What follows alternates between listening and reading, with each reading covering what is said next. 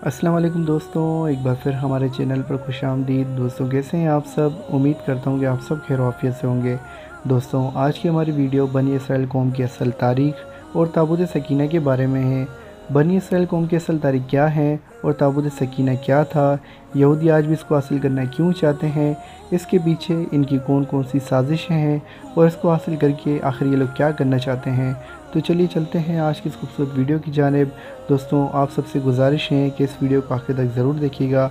इंशाअल्लाह ताला उम्मीद करता हूँ कि ये वीडियो आखिर तक देखने के बाद आपके इल्म में थोड़ा बहुत इजाफा होगा। तो दोस्तों पूरी दुनिया में यहूदी आज भी माहिरीन आसार कदीम का रूप थामे मुल्कों मुल्कों खुदाई करते फिर रहे हैं, लेकिन आज भी वो लोग इसमें नाकाम हैं।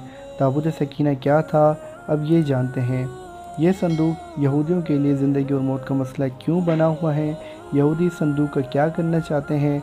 सबसे पहले हम कुरान मजीद में देखते हैं इस संदूक की क्या अहमियत थी और इसमें क्या था। हमारे लिए कुरान पाक से बढ़कर और कोई हवाला नहीं। कुरान मजीद का तर्जुमा है, और उनसे उनके पैगंबर ने कहा, इसकी बादशाही की अलामत ये है कि वो संदूक तुम्हारे पास आएगा, इसमें तुम्हारे रब की तरफ से तुम्हारे सुकून और इत्मीनान का सामान है, जिसमें आला मूसा और हारून की छोड़ी हुई चीज़ें हैं, जिसे फरिश्ते उठाए हुए होंगे। अगर तुम ईमान वाले हो तो यकीनन इसमें तुम्हारे लिए बड़ी निशानियां हैं। इस आयत मुबारक में ताबूत का मतलब संदूक और सकीना का मतलब सामान था। इसमें ऐसा सामान था जिसकी बरकत से दिलों को मजबूती और तस्कीन मिलती थी। मुफासरीन के मुताबिक ये संदूक सबसे पहले हज़रत आदम अलैहिस्सलाम पर जन्नत से उतारा गया था। ये शमशाद नामी लकड़ी से बना हुआ था।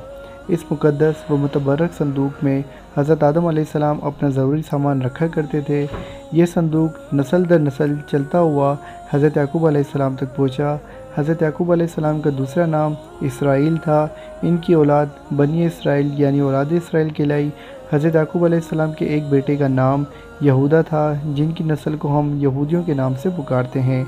ये संदूक बनी इसराइल के पैगंबरों के पास आ गया।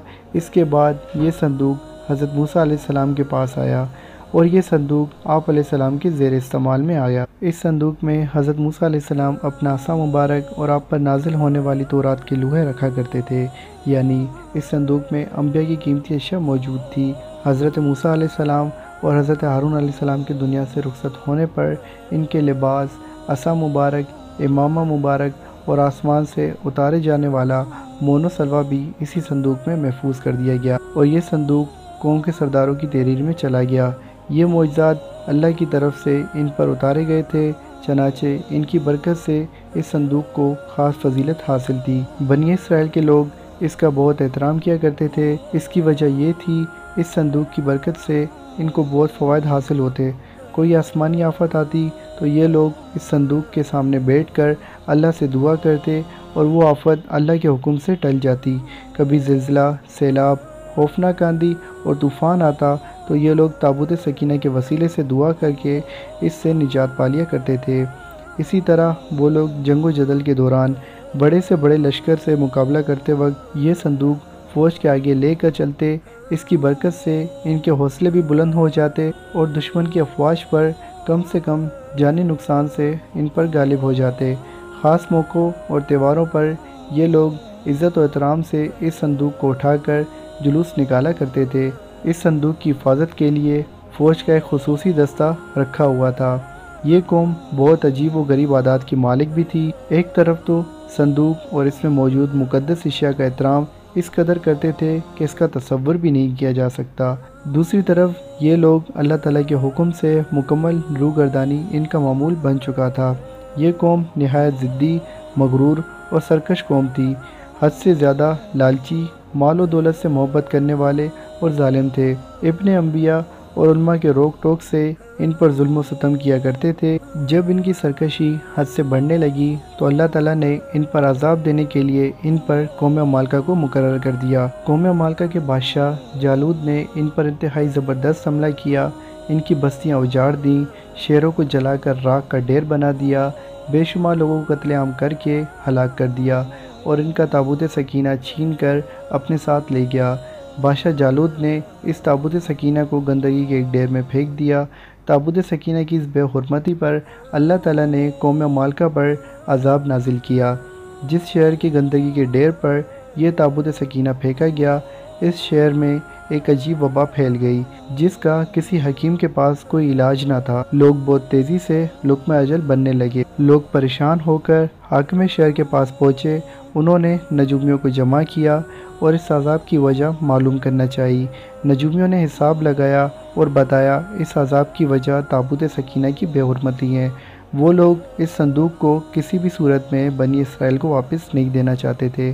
چنانچہ پھر یہ صندوق دوسرے شہر میں پہنچا دیا گیا اور دیکھتے ہی دیکھتے اس شہر پر وہی خوفناک مرض پھوٹ پڑا اور ہزاروں کی تعداد میں روزانہ لوگ مرنے لگے۔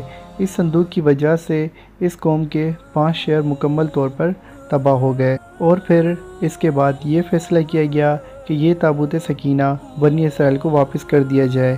چنانچہ اس صندوق کو بیل گاڑی میں رکھا گیا اور اسے شہر سے نکال دیا گیا۔ خدا کی قدرت سے بیل گاڑی تابوت سکینہ کو لے کر بنی اسرائیل کے ملک کی طرف روانہ ہو گئی۔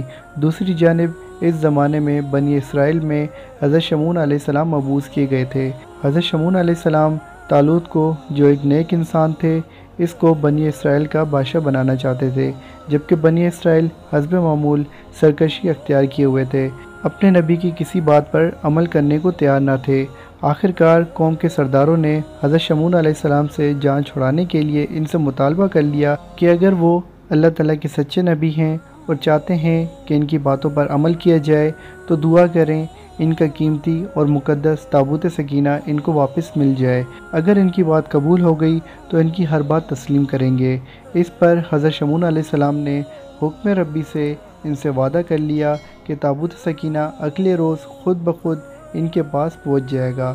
اس پر بنی اسرائیل کے سرداروں نے ان کا مذاق اڑانا شروع کر دیا، کیونکہ وہ لوگ قوم مملکہ سے اچھی طرح واقف تھے۔ وہ جانتے تھے کہ ان کے قبضے سے اس تابوت کا واپس ملنا ایک ناممکن بات ہے۔ اگلے روز بیل گاڑی پر آتا ہوا تابوت سکینہ ان کو واپس مل گیا۔ اس پر حسب وعدہ انہوں نے اپنے نبی کا حکم مان کر طالوت کو بادشاہ مقرر کر دیا۔ تابوت سکینہ واپس ملنے پر ایک بار پھر اس قوم پر بہتری آنے لگی، لیکن ان لوگوں کے اعمال وہی رہے، اور پھر حضرت داؤد علیہ السلام کا دور آیا۔ اس وقت تک یہ قوم جاہلیت کے اندھیروں میں گر چکی تھی اور تابوت سکینہ بھی ایک خیمے میں رکھا کرتی تھی۔ حضرت داؤد علیہ السلام نے ان کے لیے ایک عبادت گاہ قائم کرنے کا ارادہ کیا، جسے ان کے بعد ان کے بیٹے حضرت سلیمان علیہ السلام نے بیت المقدس کے مقام پر عظیم الشان عبادت گاہ کی شکل میں پایہ تکمیل تک پہنچایا، جسے ہیکل سلیمانی کہا جاتا ہے۔ تابوت سکینہ کو خیمے سے نکال کر اس عبادت گاہ میں رکھ دیا گیا۔ اس عبادت گاہ کے تابوت سکینہ والے حصے میں سوائے انبیاء اور سب سے بڑے عالم کے سوا کسی کو جانے کی اجازت نہ تھی۔ حضرت سلیمان علیہ السلام کی وفات کے بعد ان کی انگوٹھی مبارک بھی اسی تابوت میں محفوظ کر دی گئی۔ جب حضرت زکریا علیہ السلام کا زمانہ آیا، اس وقت تک یہ قوم اس قدر گمراہی میں ڈوب چکی تھی کہ اللہ تعالیٰ کے پیغمبروں کی تذلیل کرنا ان کا معمول بن چکا تھا۔ جب حضرت زکریا علیہ السلام کو قتل کر دیا گیا اور ان کے بعد ان کے بیٹے حضرت یحییٰ علیہ السلام کو بھی قتل کر دیا گیا، تو اللہ تعالیٰ اس قوم سے سخت ناراض ہو گیا۔ یہ واقعہ حضرت عیسیٰ علیہ السلام کی پیدائش سے 586 سال پہلے کی بات ہے۔ حضرت یحییٰ علیہ السلام کے قتل کے تھوڑے ہی عرصے بعد عراق کے بادشاہ بخت نصر نے اسرائیل پر بہت زبردست حملہ کیا۔ اسرائیل کی اینٹ سے اینٹ بجا دی، لاکھوں یہودی قتل کر دیے اور لاکھوں کو غلام بنا لیا، بیت المقدس کو مکمل طور پر تباہ کر دیا اور اس میں رکھے تابوت سکینہ کو قبضے میں لے کر اپنے ساتھ عراق لے گیا۔ یہ وقت بنی اسرائیل پر تاریخ میں سب سے کڑا وقت تھا۔ بخت نصر نے تابوت سکینہ کا کیا کیا، یہ آج تک کوئی نہیں جان سکا۔ تابوت سکینہ ہمیشہ کے لیے ان سے چھین لیا گیا۔ ساتھ ہی یہودی قوم، وہ قوم جو تاریخ کی سب سے بہترین قوم تھی، جسے اللہ تعالیٰ کی لاڈلی قوم ہونے کا فخر حاصل تھا، اپنی بدعمالیوں کی وجہ سے ہمیشہ کے لیے اللہ تعالیٰ کی راہ میں ملعون اور دنیا میں رسوا ہو کر رہ گئی۔ آج پھر یہودیوں کو 2000 سال بعد دوبارہ اسرائیل کی سرزمین پر قدم جمانے کا موقع ملا ہے۔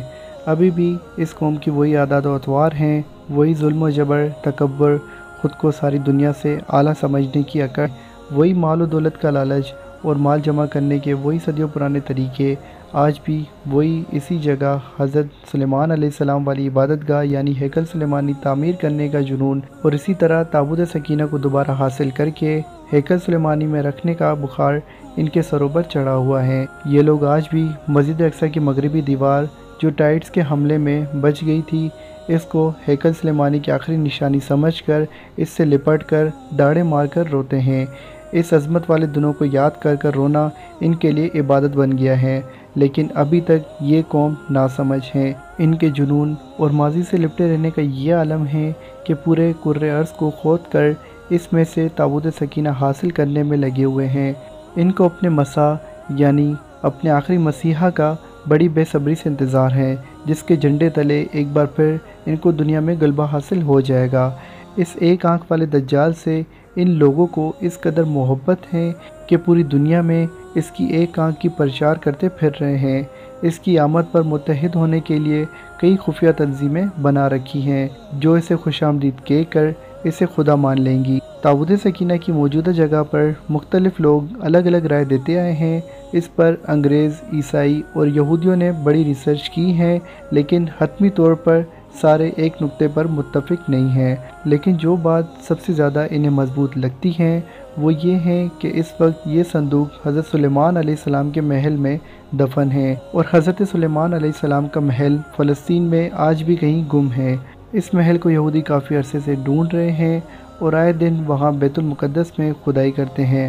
بہرحال کوششیں جاری ہیں، لیکن انہیں ابھی تک ناکامی کا سامنا ہے، اور حتمی طور پر کچھ نہیں کہا جا سکتا کہ تابوت سکینہ اس وقت کہاں ہے۔ یقیناً تابوت سکینہ کے بارے میں اللہ تعالیٰ بہتر جانتا ہے۔ تو دوستوں، امید کرتا ہوں کہ آپ کو آج کی میری یہ ویڈیو پسند آئی ہوگی۔